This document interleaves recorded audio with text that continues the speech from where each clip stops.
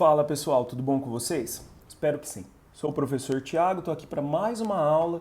Hoje nós vamos falar de um tema muito importante. Vamos falar sobre o nazismo alemão. Pessoal, o nazismo alemão, ele é produto ali do período entre guerras, daquele contexto onde a extrema-direita vai chegar ao poder em várias regiões da Europa, onde as ideologias ali, tanto da extrema-esquerda quanto também da extrema-direita, vão ali influenciar o mundo todo. O que acontece, pessoal? Pós Primeira Guerra Mundial e até o surgimento da Segunda Guerra Mundial, nós teremos ali uma situação de graves problemas econômicos, de graves problemas sociais, e diante desse caos, na busca de culpados, o liberalismo e a democracia vão entrar em decadência e os dois conceitos aqui, tanto a democracia quanto o liberalismo, vão ser acusados, né, de ter causado esses problemas. Diante dessa situação, vai se buscar ali alternativas. E essas alternativas que terão um forte aspecto de apoio popular acabam chegando ao poder. Fascismo, nazismo, socialismo, franquismo, extrema-direita, extrema-esquerda ganham muita força então nesse período entre guerras. No caso específico da Alemanha, nós temos uma situação já pós Primeira Guerra de caos. Por quê? Antes mesmo da guerra acabar, o Império Alemão foi desfeito, o imperador abdicou, formou-se a República de Weimar, uma república ali constitucional, liberal e democrática, mas uma república que não tem como superar ali os pesados artigos ali punitivos e humilhantes do Tratado de Versalhes. A Alemanha vai ser obrigada a pagar pesadas indenizações, vai perder parte do seu território, vai perder parte da sua população. Aqui você está vendo, inclusive, um mapa que mostra a perda territorial. Se você olhar aqui na região leste, para dar saída para o mar, para a Polônia, a Alemanha ali tem o seu território dividido em duas partes, é o chamado corredor polonês. Nós teremos uma situação de inflação descontrolada na Alemanha, onde o ápice será ali o ano de 1923. Dá uma olhadinha aqui mês a mês o quanto a Alemanha teve de inflação. Você tem ali, por exemplo, no mês de outubro, 29.000% de inflação. É o caos, gente. O dinheiro alemão, o marco alemão já não tinha valor algum. Tudo isso era fruto do quê? Das pesadas indenizações que a Alemanha tinha que pagar por conta das reparações da Primeira Guerra Mundial. Em 24 você vê que a inflação está controlada e até um processo de deflação, porque houve uma ajuda externa ali, principalmente dos Estados Unidos, com o chamado Plano Davis, que passou a promover pesados investimentos na Alemanha e também a cobrança das indenizações passou a sofrer flutuações e a Alemanha começou a pagar conforme ela tinha recursos e não de forma tão arbitrária igual até o ano de 1923, onde já ela tinha que transferir praticamente toda a sua riqueza para a Inglaterra, para a França ali, e para outros países que receberam essas indenizações. Bem, diante de um caos social, pessoal, óbvio que nós teremos ali movimentos tanto de extrema esquerda quanto de extrema direita que vão tentar golpear essa democracia liberal da República de Weimar. Cresce ali o sentimento nacionalista também da Alemanha, principalmente porque vai se procurar um culpado para esse problema e o Tratado de Versalhes é o grande culpado e a população vai ficar descontente, gente. Então, ó, os bolcheviques alemães terão uma ascensão muito rápida, terão ali um quadro de filiações gigantesco. Nós vamos ter também a ascensão do Partido Nazista, do Partido Nacional ali, Socialista dos Trabalhadores Alemães, liderado pelo Hitler, e eles vão tentar tomar o poder.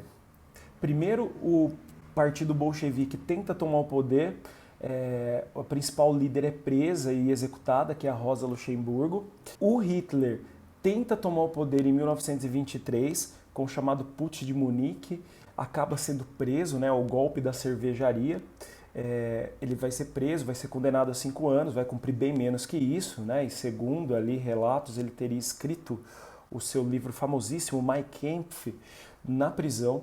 Esse livro traz ali as bases de todo o racismo, de todo o preconceito do nazismo, principalmente contra os judeus, e as bases da formação aí da Alemanha nazista. Mas em 24, com o Plano Davis, há um processo de desenvolvimento ali relativamente importante na Alemanha. Esse projeto vai ser muito forte até 29 com a crise e a recuperação econômica vai ser também muito rápida. Quais as características básicas do nazismo que você tem que ficar sempre esperto? O nazismo se pautou muito ali no fascismo italiano, ok? Então você tem ali a defesa do totalitarismo, então partido único, perseguição aos opositores, perseguição principalmente a grupos minoritários, então será alvo ali desse grupo aí que toma o poder em 33. Negros, pessoas ali relacionadas a outros países, imigrantes. Quem mais que vai ser perseguido aqui, pessoal? Judeus, obviamente. Nós temos a perseguição a eslavos, nós temos a perseguição a homossexuais. Então, é um partido de massas que defende ali uma cultura única e não permite qualquer tipo de grupo minoritário. Há um nacionalismo extremamente beligerante, né? Aquela ideia de você buscar até na história elementos que possam respaldar ali a união da população e colocar ali o contexto externo como um elemento causador dos problemas do seu país. Com relação ao expansionismo, pessoal, nós temos dois conceitos importantes para legitimar esse expansionismo alemão, segundo as teorias nazistas. A primeira é a do espaço vital. O espaço vital, gente, garante o apoio da burguesia ao projeto alemão. Então você tem grandes empresas aqui que patrocinaram o nazismo, como a Volkswagen, a IBM, a Siemens, a Bayer. Aqui o Hitler apresentava um projeto de conquistar territórios e garantir a exploração dessas áreas aí, inclusive para essas empresas. Há também um conceito nacionalista presente aqui muito forte, que é o pan-germanismo. Então todas as populações germânicas deveriam viver ali sob o jugo da grande Alemanha, ok? Lembrem-se que o Hitler, inclusive, era austríaco, não era alemão, mas os austríacos são germânicos. Então Hitler usa como desculpa essa ideia de unir todos os germânicos num país só, para promover a sua expansão. Defesa do militarismo, mesmo dentro da sociedade. Então você tem ali esse processo de militarização, de culto à violência, de culto à guerra. Grupos paramilitares são criados. O primeiro, muito importante, era a seção de assalto, a SA. Depois nós vamos ter a seção de segurança, a SS, muito famosa também. Na propaganda, pessoal, um enorme culto à personalidade do líder, colocar ali o Hitler como um grande líder, a única pessoa com capacidade para governar ali a Alemanha. E um controle ideológico muito forte da população, né? Inclusive das crianças no seu processo educacional. Nazismo e fascismo, pessoal, buscam ali interferir diretamente na educação para a ideia de formação ali de uma juventude que é fiel ao Estado e que segue as ideologias aí de extrema direita. Na economia há um processo de intervencionismo, afinal é uma luta constante contra o liberalismo, mas não deixa de ser um Estado capitalista. Como eu disse para vocês, há um forte apoio aqui de grupos econômicos importantes, como eu já citei. E, claro, inimigos são colocados ali como a democracia, o liberalismo, o socialismo. Tudo isso daí vai ser alvo de perseguição. Der Kampf gegen den Marxismus wurde damals zum ersten Mal zu einem Kampfziel erhoben. Damals erlobte mir zum ersten Mal als unbekannter Einzelner diesen Krieg zu beginnen und mich zu ruhen, bis endlich diese Erscheinung aus dem deutschen Leben beseitigt sein würde. Componente importante do nazismo que a gente não encontrava no fascismo, pessoal. Aquele racismo estrutural, aquela ideia de eugenia, onde o alemão teria ali, o germânico, né, no caso, teria superioridade racial sobre os outros povos, e isso legitimaria a dominação sobre esses povos, né, numa questão ali bem de darwinismo social mesmo. Um antissemitismo gigantesco, então o judeu vai ser o grande bode expiatório aqui, vai ser perseguido, vai ser assassinado e vai ser o culpado ali dos problemas alemães. Mas também há um preconceito enorme, como eu disse para vocês, com grupos minoritários, com negros, com eslavos, né, que deveriam ser submissos aí aos alemães. Aqui na propaganda do Hitler, pessoal, sempre vai se pontuar esses inimigos, né? E a gente tem sempre que citar o grande arquiteto desse processo de propaganda, que era o Goebbels. Goebbels, pessoal, ele vê ali na propaganda um mecanismo para colocar ali no povo, vou mostrar um trechinho aqui do Mein Kampf do Hitler para vocês, que o Goebbels concorda, para ficar mais claro. Olha só, propaganda política busca imbuir o povo como um todo com uma doutrina. A propaganda para o público em geral funciona a partir do ponto de vista de uma ideia e prepara para o quando da vitória daquela opinião. Então você cria uma ideia, um ponto comum onde todos devem defender aquele ponto, por exemplo, o inimigo comum que é o judeu. E aí você cria ali um mecanismo, pessoal, de união da população e de apoio ao governo diante dessas teses. Então dá uma olhada nesse outro cartaz aqui, por exemplo, ó, você vê ali os inimigos, ó, Inglaterra, Estados Unidos, União Soviética, e ao fundo você tem um judeu. Bem, nós vamos ter o Partido Socialista dos Trabalhadores Alemães chegando ao poder em 1933. Vamos entender esse processo. Primeiro, gente, o nazismo é de extrema direita, não caiam ali naquele erro grotesco de rotular o nazismo como um partido de esquerda. Eu sei, né, você tem ali o nome Partido Nacional Socialista no partido, né, mas esse socialista e a própria cor vermelha que é usada aí na bandeira dos nazistas, que tem a suástica aqui ao centro, ó, é colocada porque o Hitler sabe muito bem do poder que a cor vermelha e que a palavra socialista tem sobre a população, ok? Mas o Hitler, pessoal, sempre foi um cara anticomunista e vai promover uma ampla perseguição aos comunistas aqui durante o seu governo, tá? Com a crise de 29, gente, o plano Davis ele vai ser ali um grande plano do passado, não vai ser mais implantado. Os Estados Unidos vai reduzir investimentos, as exportações alemãs vão cair porque os próprios norte-americanos param de comprar produtos do mundo todo. Há uma onda de falências, 6 milhões de desempregados aqui no começo da década de 30 na Alemanha. E você tem ali a camada média, agricultores, camadas populares, todos arruinados, todos passando ali por graves problemas sociais. Diante dessa situação, tanto o Partido Comunista quanto o Partido Nazista vão passar por um processo ali de enorme ascensão.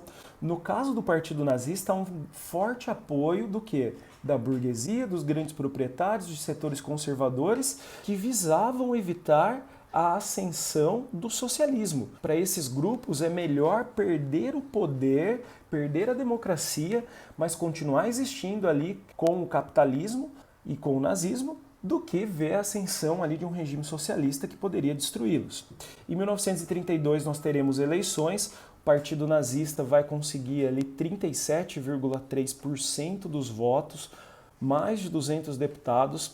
Em 33, pessoal, Hitler vai ser nomeado chanceler e acontece algo bem interessante, o Reichstag, que é o parlamento alemão, ele é incendiado. Grupos socialistas serão acusados, serão julgados rapidamente e condenados à morte, e aí começa uma onda de perseguições. Em 34, pessoal, morre o presidente, o Hindenburg, né?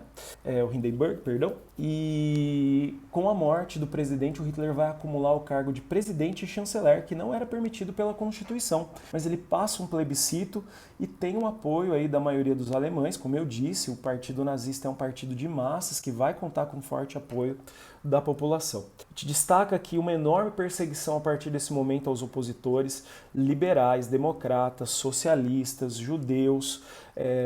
A SA, gente, ela vai ser dissolvida, ela vai ser destruída na chamada Noite dos Longos Punhais ou das Longas Facas, onde as lideranças da SA que estavam se distanciando ali do nazismo serão assassinados. Nós teremos a Noite dos Cristais, já com o totalitarismo consolidado, então soldados da SS, vestido de civis para parecer, para dar imagem ali, a ideia de que eles eram da população alemã, vão promover o ataque a lojas de judeus, a casas de judeus, e começa ali uma perseguição sistemática a esses grupos judaicos. Nós teremos ali um processo de extermínio em campos de concentração já a partir da década de 30, de poloneses, de comunistas, de negros, de homossexuais, também de ciganos e qualquer grupo minoritário que pudesse contrariar esse partido nazista, que agora está no poder. E o Hitler começa um processo ali de enorme armamentismo, de enorme militarização, descumprindo inclusive o próprio Tratado de Versalhes. Economicamente, a Alemanha, gente, vai passar por um enorme desenvolvimento através até da própria exploração aí desses grupos minoritários em campos de concentração e da conquista também de territórios vizinhos que serão anexados. O governo, através dos seus chamados planos quadrienais, vai promover uma série de grandes obras públicas, zerando praticamente o desemprego na Alemanha e aumentando ali, obviamente, a sua popularidade. Vale lembrar que esse processo de expansão, que começa ali com a militarização na Renânia, próximo à França, à Bélgica, depois com a anexação ali de outros territórios, como a região dos Sudetos, na Tchecoslováquia, como a região ali também da Áustria, vai empurrar o mundo para a Segunda Guerra. Mas esse vai ser um tema de uma outra videoaula. Galera, espero que vocês tenham gostado e até a próxima.